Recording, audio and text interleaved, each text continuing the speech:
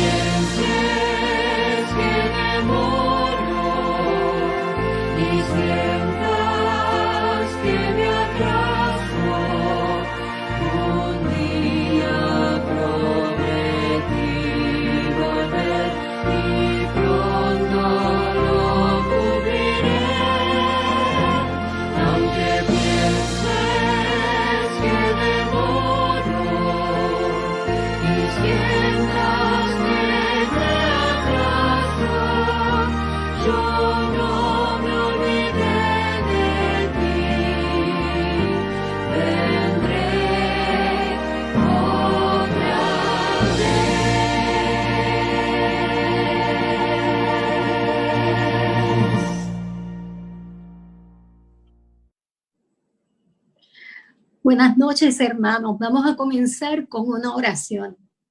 En esta hora, Padre nuestro, elevamos todo nuestro pensamiento al trono de la gracia, dándote un agradecimiento por la bendición de poder hablar contigo y que a través de este medio podamos estar juntos leyendo tu palabra y ubicándonos espiritualmente en poder adorarte como te lo mereces y reconocer que tú eres nuestro Dios y que mientras tú estás a nuestro lado, todo va a estar bien.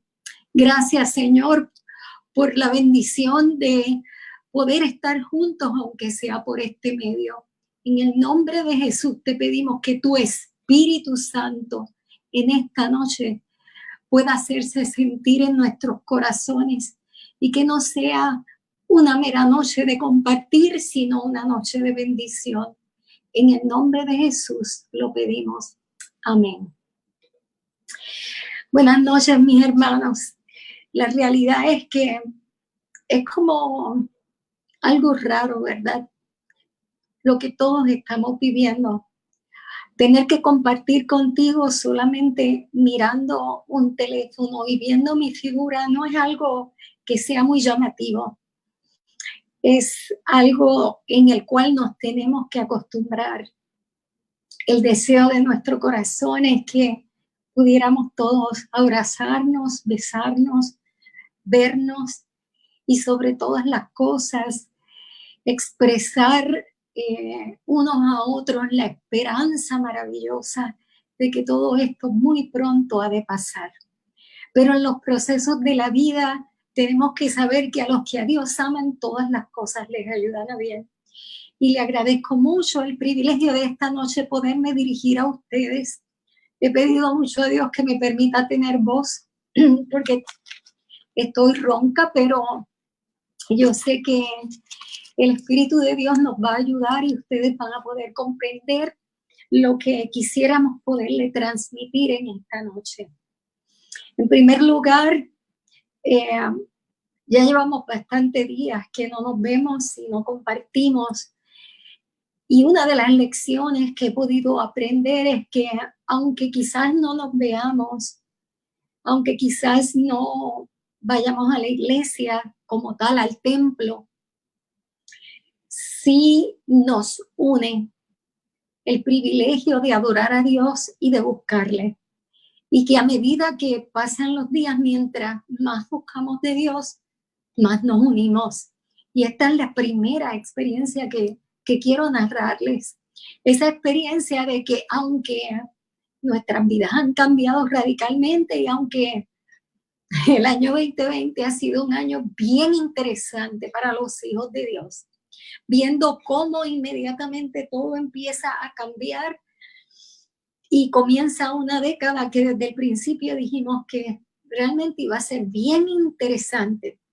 En esta noche quisiera que me acompañaran en Mateo capítulo 24.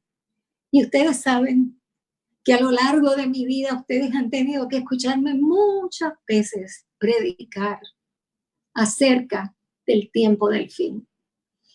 Y hoy también me van a tener que escuchar hablar de mi experiencia durante este tiempo. Cuando comenzó este año, este 2020, comenzamos el año y ustedes saben que yo les narré la hermosa experiencia de haber empezado a hacer estudios por internet acerca del libro de Daniel. Diciembre había sido de Lucas y en enero comenzamos Daniel, aprovechando ese grupo de personas, de esos hermanos de otras denominaciones que hemos conocido allí en Marija el Food y con los cuales pues podemos compartir a través del programa Radial Sacra, pero también además a través de los videos que compartimos por Marija el Food and Restaurant en los Facebook Live, ¿verdad? Y en enero nosotros estuvimos estudiando el libro de Daniel y yo fui a la iglesia y les conté la experiencia que había sido muy hermosa, a la misma vez una experiencia de mucho aprendizaje. porque no es lo mismo predicar acerca de Daniel y del foso de los leones y predicar también acerca del horno de fuego, que Dios te permita también vivir junto con Daniel, hornos de fuego y foso de los leones. Entonces, cuando tú predicas de un Dios que estuvo con Daniel, tú también tienes que predicar de un Dios que también en medio de las adversidades ha estado contigo. Y desde enero el Señor me ha dado unas lecciones específicas, mes tras mes, mientras estudio la palabra, acerca de 3 cosas que son bien significativas y que en esta noche yo también quiero narrarles. Para aquellas personas que estuvieron en el servicio fúnebre de mi papá cuando estuvimos en Aguada, yo les conté acerca de la herencia que mi papá me había dado el día antes de morir y que él habló directamente conmigo diciéndome cuáles eran las cosas que eran para mí, no para mi mamá. Y creo que muchos de ustedes lo han escuchado, pero yo quiero que ustedes entiendan que lo vuelvo a repetir, porque demarca lo que en esta noche también vamos a estudiar.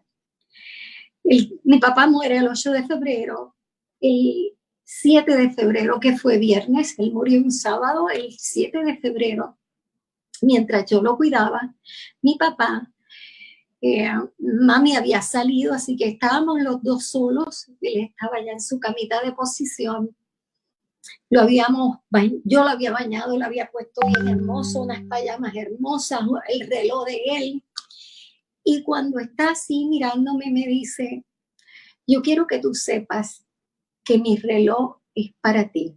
Esa es una herencia para ti. Cuando yo lo miré, me sonreí porque realmente yo le había regalado ese reloj, pero ese reloj era bien significativo para él, tanto es así que él murió con su reloj puesto. Pero me lo estaba dejando de herencia. Me dijo: no es para tu mamá, es para ti. Número 2, también me dijo: mi maletín es para ti. El maletín es un maletín tan viejo, es un maletín Samsonite. Y era de cuando él era gerente de Plaza Provision. Así que el maletín aproximadamente puede tener 40 años, pero es de los maletines gruesos, duros. Y ese era un maletín que él siempre cargaba con él, pero hasta el último día de su vida cargó, porque luego que se retira, él lo utiliza como una maletita que lleva en el carro, con una muda de ropa, con un cepillo de dientes, con todo lo que él necesitaba, porque en caso de emergencia, esa maleta tenía que estar allí con él. Así que me dijo: también eso es para ti. Y luego me dijo: y también el escritorio con todo lo que tiene dentro es tuyo. Mi papá tenía un escritorio, él se pasaba muchas horas en ese escritorio y era un escritorio lleno de cartas. Cuando mi papá me dijo todo eso, yo me eché a reír y dije: wow, pues esa es mi herencia, esa fue mi herencia. La herencia de un reloj, la herencia de una maleta y la herencia de un escritorio lleno de cartas. Cuando Daniel pude comprender básicamente qué era lo que Dios me había dicho con lo que mi papá me había dejado.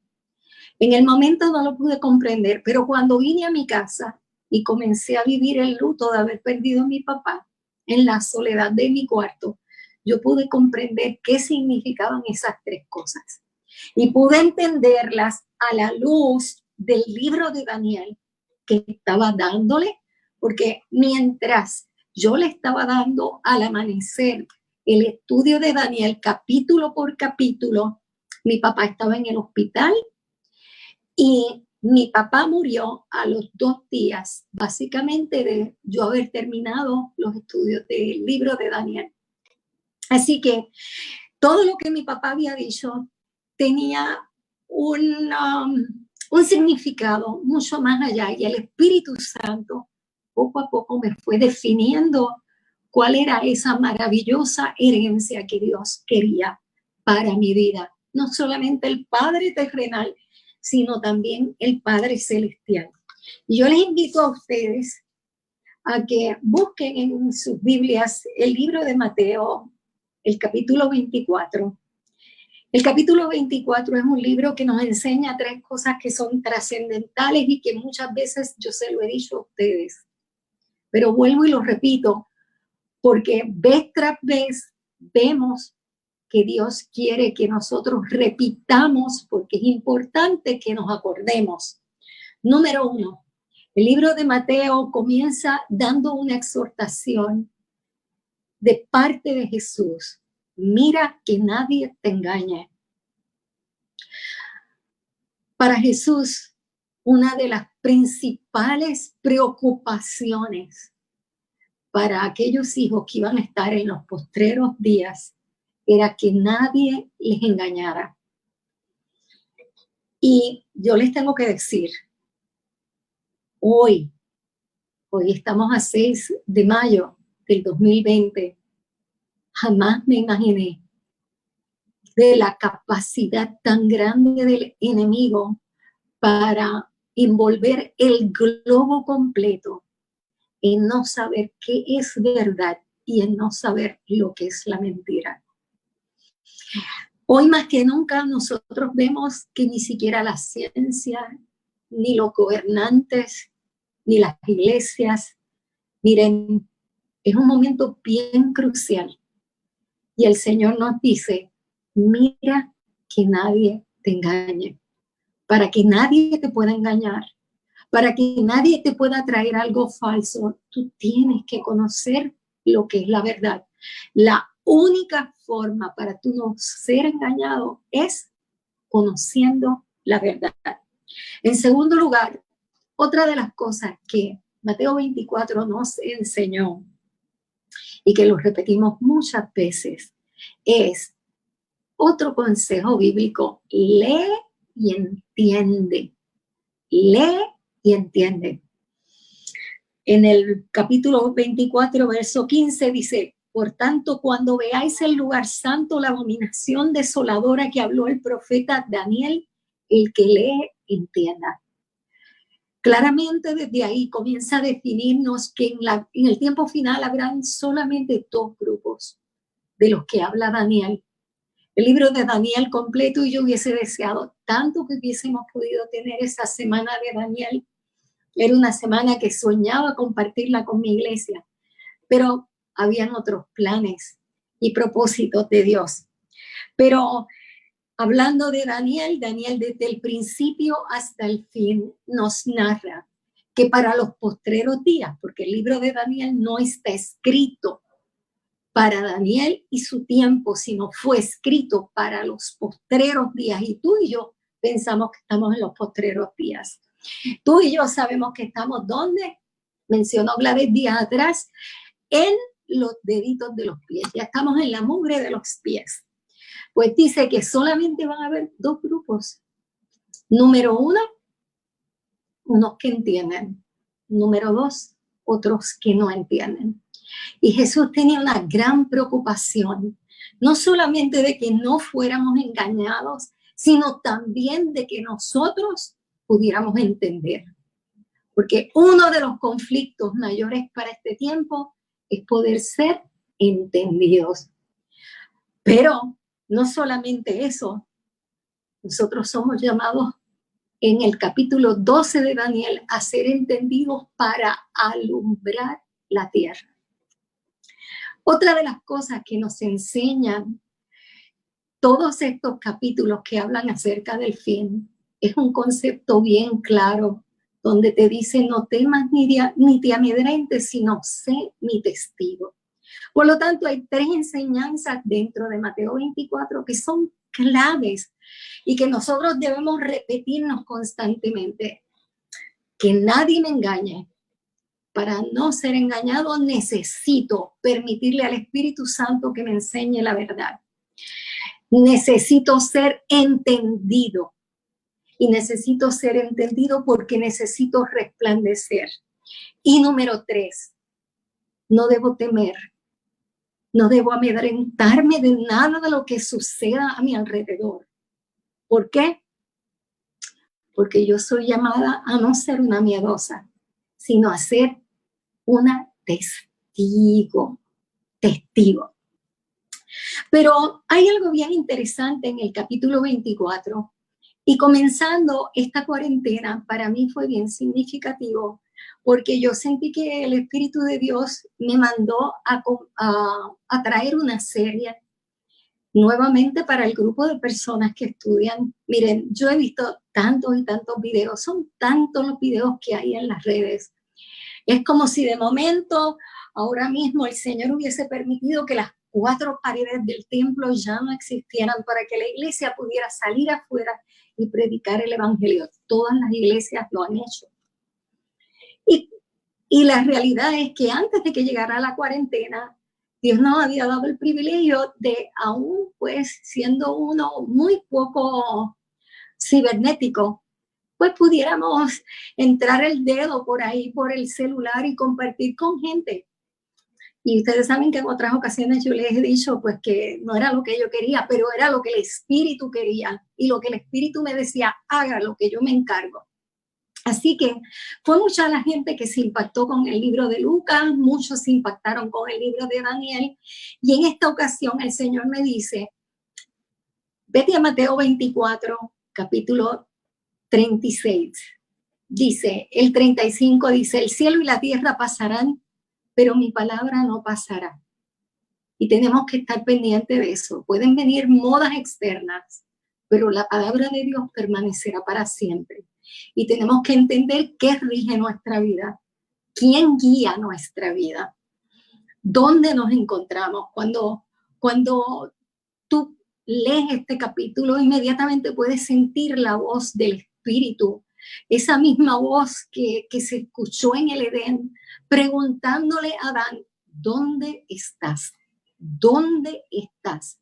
Yo creo que esa es una de las preguntas que el Espíritu Santo más me ha hecho durante esta cuarentena.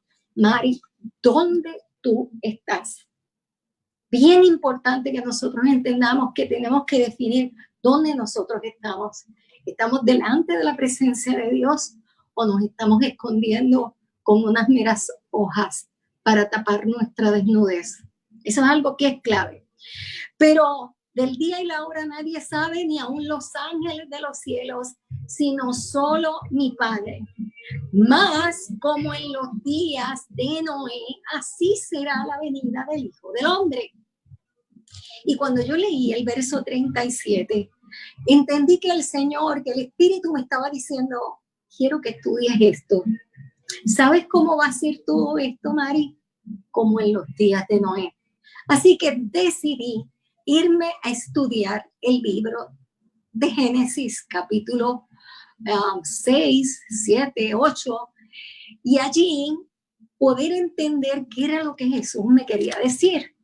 Porque en Mateo 24, Jesús está trayendo unos puntos que son bien importantes casi al final, en la última semana de su vida.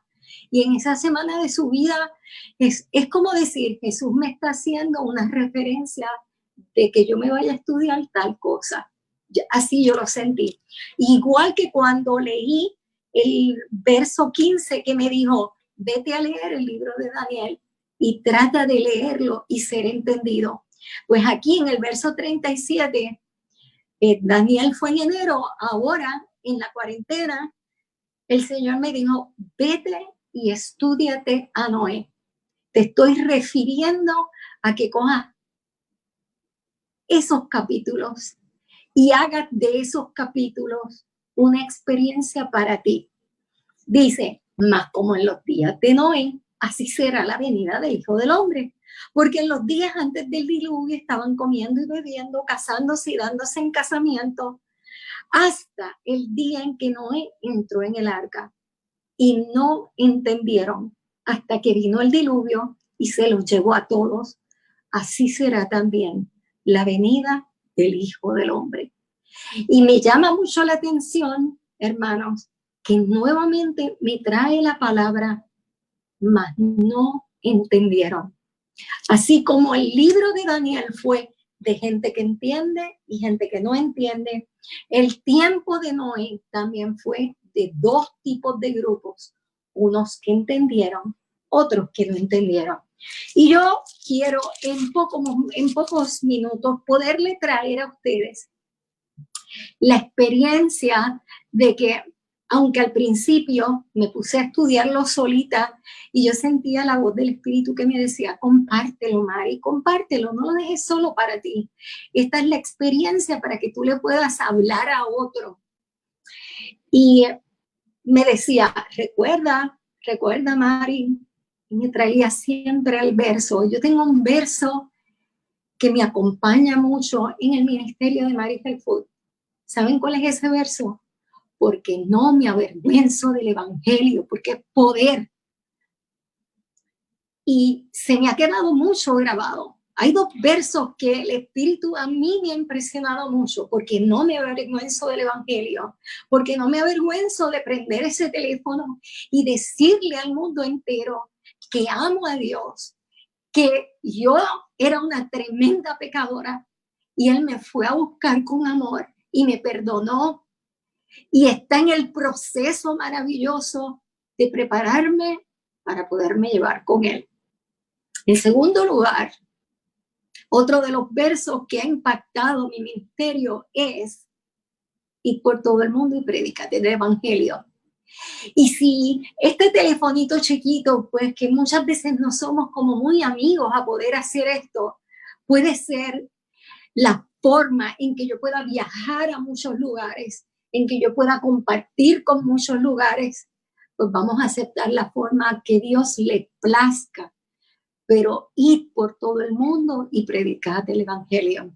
Y cuando fui al libro de Génesis y comencé a leer esto, pasaron 1 o 2 días y no empecé a dar los videos.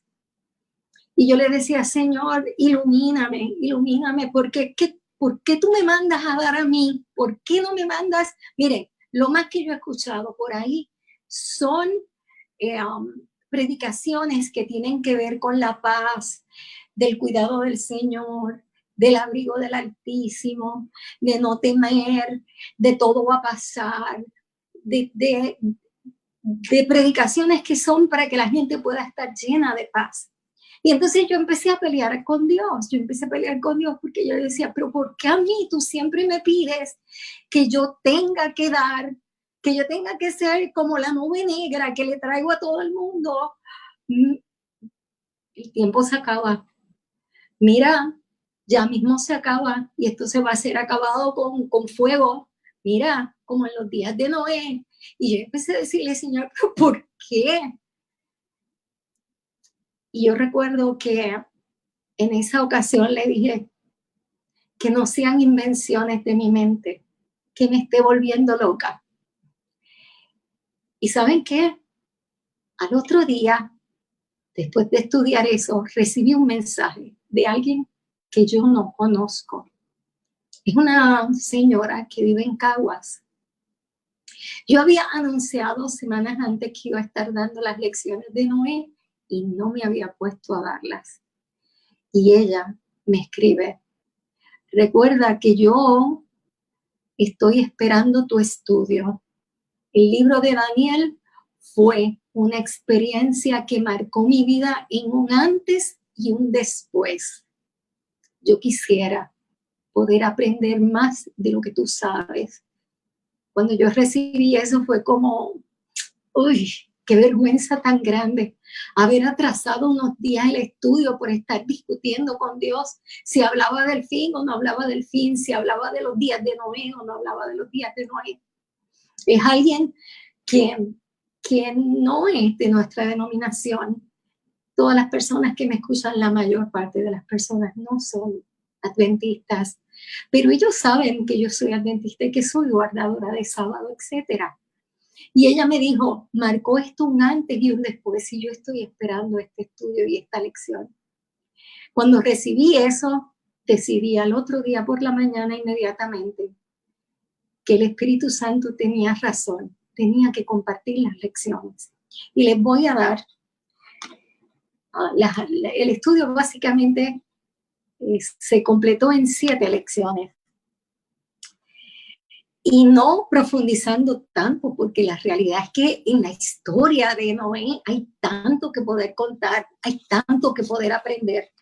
Pero yo, para esta noche, que no tenemos mucho tiempo, voy a hacerle un resumen de algunas de las cosas que yo aprendí en este proceso de haber compartido con otros lo que es el estudio de la vida de Noé. Cuando Jesús nos dijo, mira Noé, más como en los días de Noé, como en los días de Noé.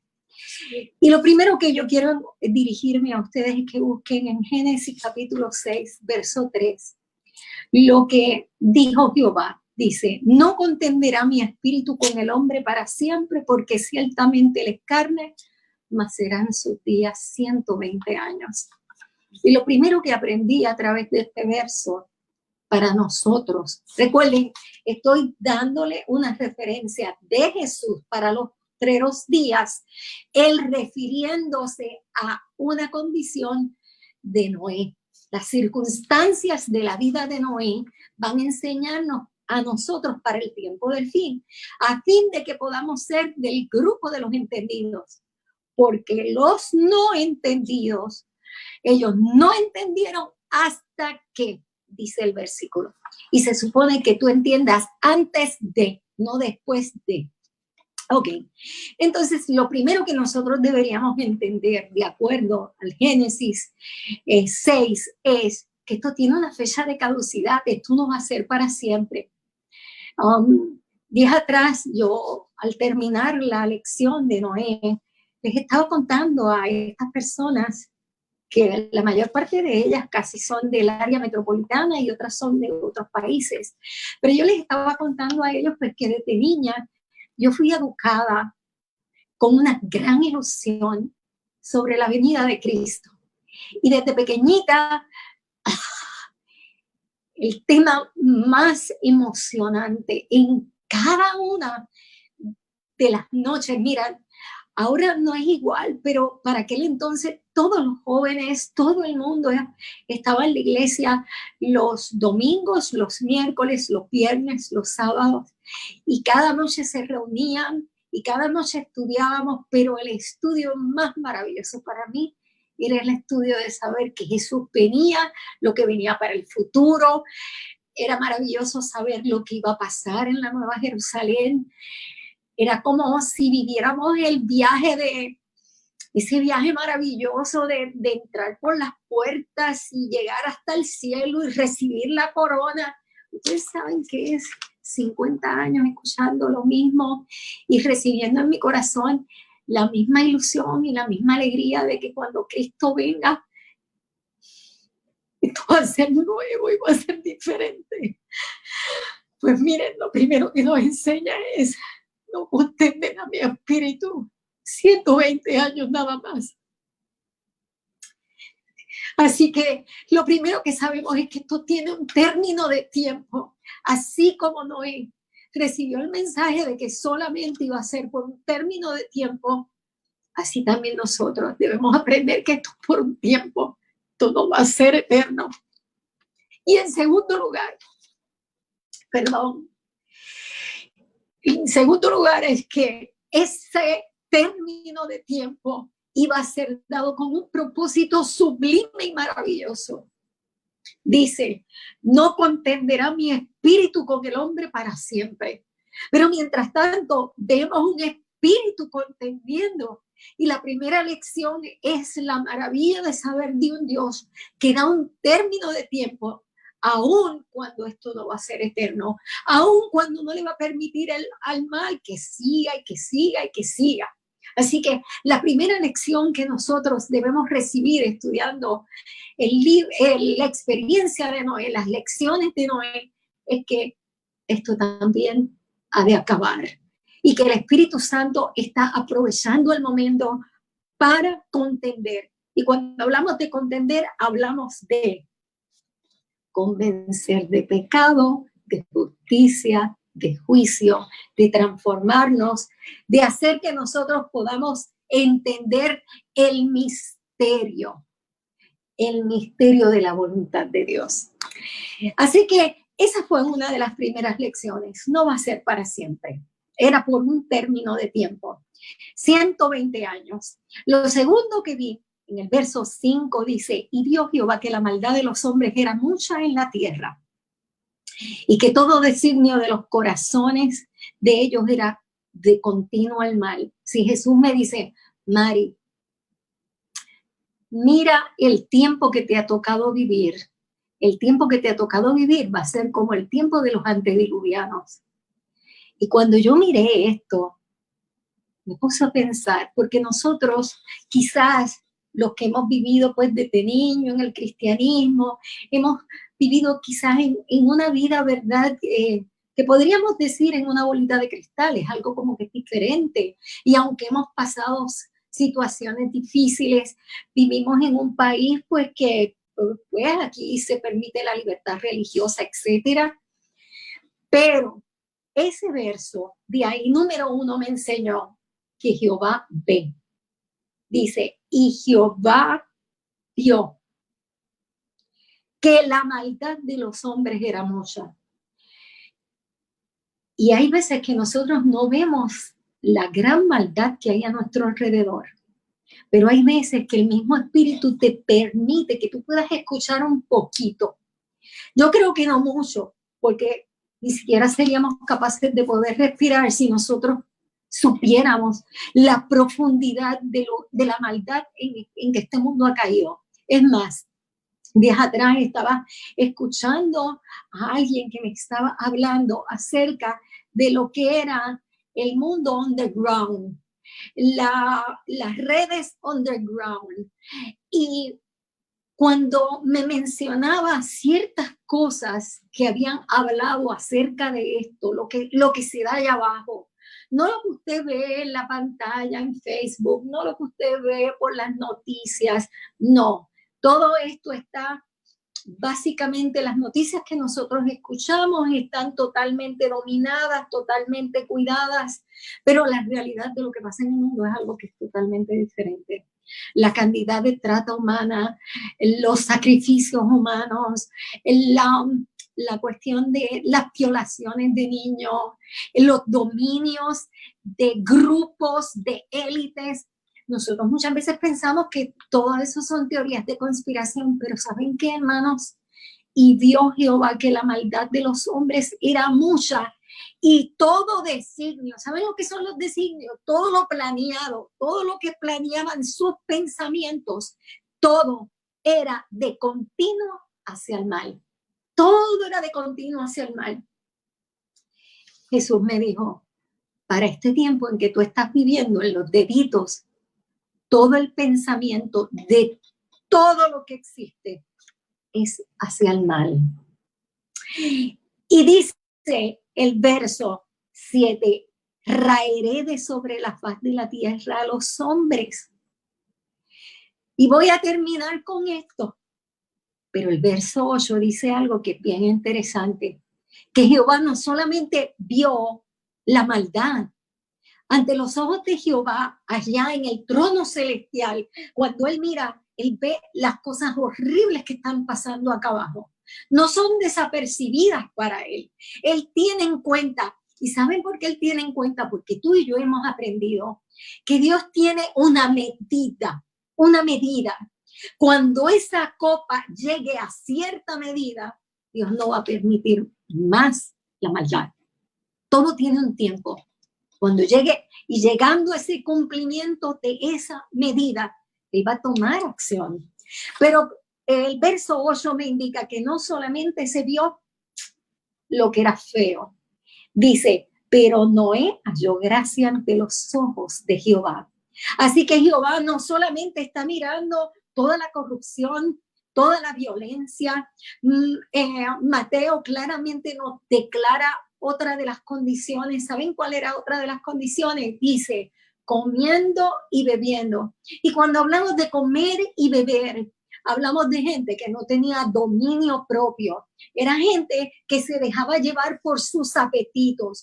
Una persona que no domina lo que entra por la boca, se le hace bien difícil tener dominio en las demás áreas.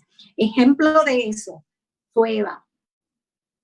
Y ahí mismo donde Eva comienza el pecado, Jesús comienza la redención cuando está allí en el desierto. Y en el desierto la primera tentación tiene que ver con comer. Y él dice, no solo de pan vivirá el hombre. Y tiene el dominio propio para empezar la redención. Donde Eva cayó, Jesús comienza a redimir la raza humana. Por lo tanto, sabemos que es bien importante el concepto de que los seres humanos tengan control y dominio de sus apetitos. Y no solamente estamos hablando del apetito de la comida, sino de todos los demás apetitos. Y tanto es así que vemos que Mateo 24 nos declara que era comiendo y bebiendo, casándose y dándose en casamiento, que tenía que ver específicamente con todo lo que Dios había dado en Génesis 1 y Génesis 2. Los sueños de Dios de un hogar, de un hombre, de una mujer, que fueran unos, que pudieran procrear, que todo pudiera ser hermoso, que de ahí a ese sueño divino, que Adán y Eva pudieran poblar este planeta para llenar las vacantes celestiales. Pues el enemigo lo que hizo fue distorsionar todo el sueño de Jehová en Génesis 1 y Génesis 2. Por lo tanto, vemos que vio la maldad, pero también haya gracia un hombre. Estas son las generaciones de Noé. Noé, varón justo, era perfecto en sus generaciones. Otra de las cosas que aprendí es la importancia de dejarle a nuestra descendencia algo bueno. Si ustedes analizan, el bisabuelo de Noé era Enoc, y Enoc caminó con Dios. Y miren aquí, en el verso 9, una bendición que llegó hasta su bisnieto, porque aquí dice Noé, varón justo, perfecto en sus generaciones, con Dios caminó Noé. Por lo tanto, la experiencia de su abuelo, que caminó con Dios y que Dios se lo llevó, impactó su descendencia. Ustedes saben que es Enoc, Matusalén, Lamec y Noé. Enoc era el séptimo en la generación desde Adán. Noé era la 10ª generación. Esa décimo. Y entonces dice que halló en él dos cosas. Halló que era justo y que era perfecto. Y cuando hablamos qué fue lo que halló en Noé, Jehová, dice que el espíritu ya estaba contendiendo, el espíritu estaba viniendo al corazón, así que ese espíritu había depositado en Noé el deseo de justicia. ¿Saben lo que es justicia? La práctica del bien. Una persona justa es una persona que practica la justicia, y la justicia es la práctica del bien. En la vida de Noé había la práctica del bien. Y en segundo lugar decía que Noé era perfecto. ¿Saben lo que dice la palabra acerca de perfecto? Cuando habla de Jesús en Hebreos, claramente dice que un ser perfecto, la perfección para aquel entonces, la define como una persona que confía en el Padre. Jesús fue perfecto porque confió en su Padre. Así que, en este caso, Noé practicó justicia, permitió que el bien pudiera estar en su vida, confiando en la palabra de Dios. Y como consecuencia, cuando tú eres una persona que amas el bien, Jesús, justicia nuestra, recuérdense que Jesús es justicia nuestra, entonces, junto justicia con perfección, al confiar en la palabra de Dios, pues un ser humano inmediatamente comienza a caminar con Dios. Y esa fue otra de las lecciones que recibí. Cuán importante es que nosotros permitamos que Jesús sea justicia nuestra, en nuestra vida haya justicia y haya confianza total en la palabra de Dios. Y dice que sí, el verso 11 dice que la tierra se corrompió totalmente con dos cosas, violencia y corrupción. Y yo, mientras estudiaba eso, solamente escuchaba las noticias diariamente y decía, como en los días de Noé, que lo que hay es violencia y lo que hay es corrupción. Así que le dio un término de tiempo, y en el verso 14 le da una orden. La orden que le da es de establecer un arca de madera de gofer. Y todavía en ese verso no le ha dicho cómo va a destruir. Sí le dijo que iba a destruir la tierra, pero no le dijo cómo iba a destruir la tierra. Y le comienza a dar las instrucciones, y tú vas a hacer un arca. Y vas a hacer esa arca. Y en el verso le da las instrucciones. Miren cuáles son las instrucciones. Tiene que ser de madera, de madera de gofer. Y en segundo lugar, le vas a hacer aposentos en el arca, y la vas a calafatear, o sea, le vas a poner una brea por dentro y por fuera. Le da unas instrucciones de cómo él quiere que Noé haga un arca. Y luego le dice, y le vas a hacer una ventana.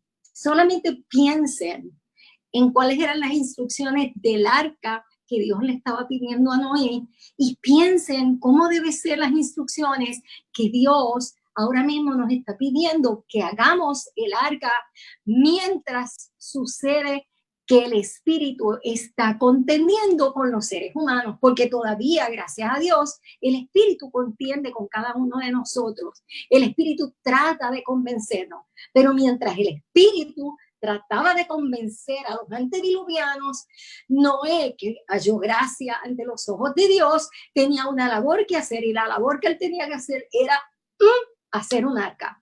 Y dice, y he aquí, yo traigo un diluvio. En el verso 16 le dice, le vas a hacer también una sola ventana. La ventana va a ser en la parte de arriba del arca. Por esa ventana es la única ventana donde va a entrar luz. Piensen qué hay detrás de esto para ti y para mí. La única ventana va a ser por aquí arriba. Vas a construirla un codo de alto por encima, y por ahí toda el arca va a recibir la luz. Y en segundo lugar, le vas a hacer una puerta, solamente una ventana y solamente una puerta en el lado del arca. La ventana arriba, la puerta hacia el lado. Y entonces en el verso 17 es que le da la explicación. Yo te voy a mandar a hacer esto. Y en el verso 17 le dice, yo traigo un diluvio de agua sobre la tierra para destruir toda carne que haya espíritu debajo y espíritu de vida debajo del cielo. Todo lo que hay en la tierra morirá. Y cuando yo llegué al verso 18, porque el verso 17 tiene una lección, Dios hace cosas que la gente no puede imaginarse que puedan existir. Yo quiero que esa sea la próxima lección que ustedes anoten en su papelito, porque el verso 17 le estaba diciendo a Noé, tú nunca has visto una gotita caer del cielo, porque ustedes saben que era el vapor de agua que dice Génesis 2, que era lo que regaba la tierra. Hasta ahí no había lluvia. De ahora en adelante, la cosa iba a cambiar. Yo voy a traer no un aguacerito, yo voy a abrir las cataratas del cielo, y voy a abrir también el abismo que está lleno de agua. Ahora nosotros sabemos que los científicos dicen que los océanos más grandes de este planeta son subterráneos. Pues claro, la palabra de Dios claramente nos declara que fue un cataclismo donde por debajo el agua salía y por arriba caían las cataratas de Niágara. Ustedes se podrán imaginar. Pero antes de que viniera el diluvio, en el verso 18, Dios le dice algo a Noé que impactó mi vida. Otra lección para Mari. Dice, mas estableceré mi pacto contigo. Escuchen bien esta lección de este verso. Mas estableceré mi pacto contigo, y entrarás en el arca tú, tus hijos, tu mujer y las mujeres de tus hijos contigo. Y todo lo que vive en el arca, y todo lo que vive de toda carne 2 de cada especie meterás en el arca para que tengan vida contigo, macho y hembra serán. Y también le habla de las aves. Pero me llamó muchísimo la atención que Jehová hizo un pacto con Noé antes de que Noé construyera el arca. Estableceré un pacto contigo.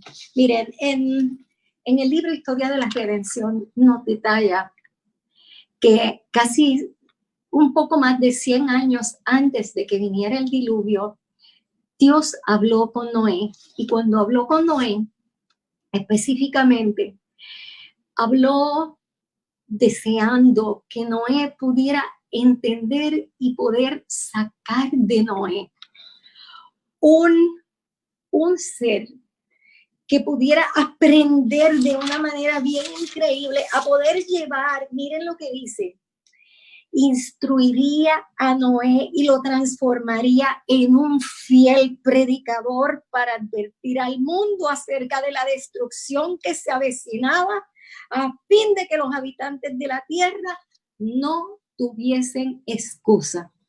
Y Dios hace un pacto.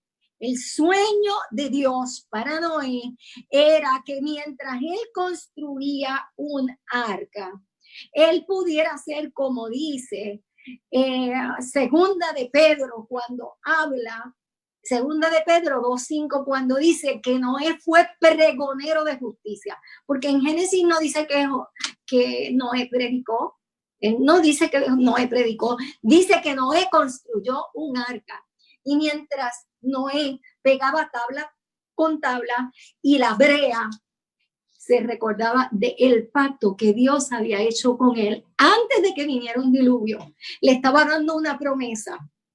Yo voy a hacer pacto contigo que tú, si haces esta arca, tú vas a entrar. Pero no solamente vas a entrar tú.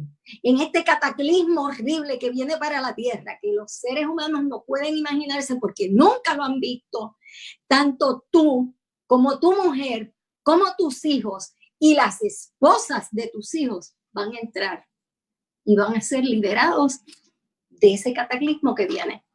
Cuando yo leí esto, me llamó mucho la atención y aprendí una lección de Noé. El hecho de que los hijos de Noé pudieran entrar en el arca había sido un pacto de Jehová con Noé. Mientras Noé pudiera, y grabé aquí las palabras, porque son unas palabras que son claves en este estudio para mí. Mientras Noé pudiera entender que, voy a decir específicamente cuáles son. El hecho de que la familia entrara en el arca, dice el espíritu de profecía, que fue un premio de su fidelidad y de su integridad. Dice que por el ejemplo y por la influencia, Noé caló en los hijos de tal manera que en el momento preciso ellos entraron en el arca. Así que Dios le estableció un pacto. Si tú haces esto, esto es exactamente lo que va a pasar. Y estuvo Noé clavando, y estuvo Noé pegando, y todos los días vivía la experiencia de que al principio tenía ayuda. Y ahí ustedes saben que Matusalén, su abuelito, estuvo con él hasta el último año. Matusalén era una profecía viviente. Así que él tenía un apoyo. Pero algo que yo entendí y que aprendí es que en la historia de Noé también hay 144,000 y hay muchos que son puestos a dormir antes de. Y esta es otra lección que no podemos dejar de pasarla. Otra de las lecciones que aprendí es que Dios va a tener mucha gente predicando. El hecho de que solamente entraran 8 al arca no significa que fueron solamente 8 los que se salvaron. Yo creo que hubo mucha de esa generación y lo vemos en la vida de Enoc, en la vida de Matusalén, en la vida de Lamec, y su descendencia y su familia y sus amigos que pudieron haber cooperado con Noé, pero murieron antes de que llegara el cataclismo. Así que ahí también me enseñó algo acerca de que muchos van a morir. Antes de que venga el fin del tiempo, Dios ha de poner a descansar a mucha gente. Tiene un grupo que cuando entre al arca tiene un pacto con ellos para que puedan sobrevivir al cataclismo final, que dice segunda de Pedro 2, que esta vez no va a ser con agua, porque hubo un pacto de un arco iris. Ya no va a haber agua, pero va a ser de fuego, de debajo de la tierra y de arriba del cielo. En esta ocasión es básicamente la misma historia, lo único que cambia es el elemento. En vez de ser agua, va a ser un elemento de fuego. Así que Dios hizo un pacto familiar. Mientras Noé pudiera ser íntegro, pudiera dar el ejemplo, pudiera sostenerse, pudiera perseverar, Dios tenía un compromiso con Noé, que es el compromiso que yo espero que Dios tenga contigo y conmigo. Es ese compromiso de fe que si yo le soy fiel, no solamente yo he de entrar a esa nube y voy a viajar y voy a llegar, sino también nuestra familia va a poder llegar. Tú y yo, al igual que Noé, somos llamados a que en este tiempo de gracia, con nuestro testimonio, porque lo que hacía era dar el testimonio de vida, el testimonio de decir, viene un cataclismo, deben entrar y prepararse para poder entrar al arca. Hoy nuestras vidas deben también poder dar el mismo testimonio de Noé. En el caso de Noé, fueron ¿cuántos años? ¿Saben a qué edad vino el diluvio en la vida de Noé? A los 600 años. Así que por 100 años Noé tuvo que predicar y Noé no se cansó. Por 100 años tuvo que pasar tremendas burlas. ¿Ustedes se imaginan cuando Noé entra en el arca? Se cierra la puerta porque el verso dice que Jehová cerró la puerta. Por lo tanto, otra de las lecciones para terminar es que, ¿saben qué? Muchas veces nos dicen que nos tenemos que preparar para la segunda venida. Estamos errados. Tenemos que estar listos para el cierre de la puerta de la gracia. El que no esté listo, el que no esté dentro del arca cuando la puerta se cierra, puede que no llegue el cataclismo todavía, como en la época de Noé. Ellos entraron, pasó algo maravilloso, hubo señales extraordinarias, la gente no quiso ni aceptar las señales de ver todas esas aves volando, toda esa gente entrando al arca, todos esos animales entrando al arca. Tampoco quisieron entender que le cerraron la puerta, nada de eso ellos quisieron entender, hasta que vino el diluvio. Pero Noé y su familia vivieron burlas. Le dijeron, ustedes son unos fanáticos, ustedes son unos apocalípticos. Son tantas las cosas que ellos tuvieron que vivir, pero que aceptaron confiar en la palabra de Jehová, aceptaron vivir en justicia, aceptaron caminar con Dios. Y yo tuve que aprender durante todos estos días que Dios desea todos los días renovar un pacto con tu vida y con mi vida. Lo mejor de la iglesia está por venir. El mejor tiempo de victoria, las cosas grandes, las conversiones grandes, el poder manifestándose de una manera grande, los compromisos con Dios, de Dios, los pactos de Dios contigo y conmigo están por verse. Y yo espero que mi vida y tu vida puedan ser un testimonio hermoso y grande del compromiso de Dios contigo y conmigo. No es un tiempo de estar tristes, no es un tiempo de tener miedo, es un tiempo de estar trabajando por Dios a tiempo y fuera de tiempo. Que Dios les bendiga. Aprovechamos para orar. Padre, el tiempo se me acabó. Y son muchas las lecciones que he aprendido durante todos estos días acerca de la historia de Noé. Ayúdanos a ser como Noé y prepararnos y a seguir las instrucciones de poner las tablas donde van, poner la brea por dentro, la brea por fuera, la ventana donde es, la puerta donde es. Ayúdanos a seguir tus instrucciones, a confiar en lo que nos dice tu palabra, porque tu palabra no se equivoca. Y mientras nosotros permitimos que tu espíritu nos dirija a hacer todas esas cosas, permite que podamos predicar a toda tribu, lengua y pueblo, y que en nuestro corazón y en nuestra mente haya una alegría, haya una emoción, porque tú vienes pronto y todo lo que está pasando a nuestro alrededor lo dice.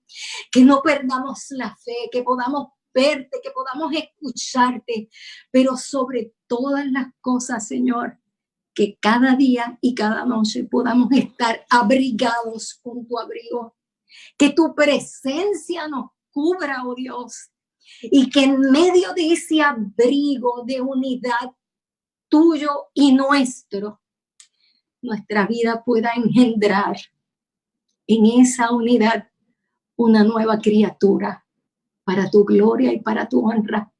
Bendice nuestra iglesia. Bendice a todos nuestros hermanos, aquellos que están tristes, aquellos que están enfermos, aquellos que tienen problemas.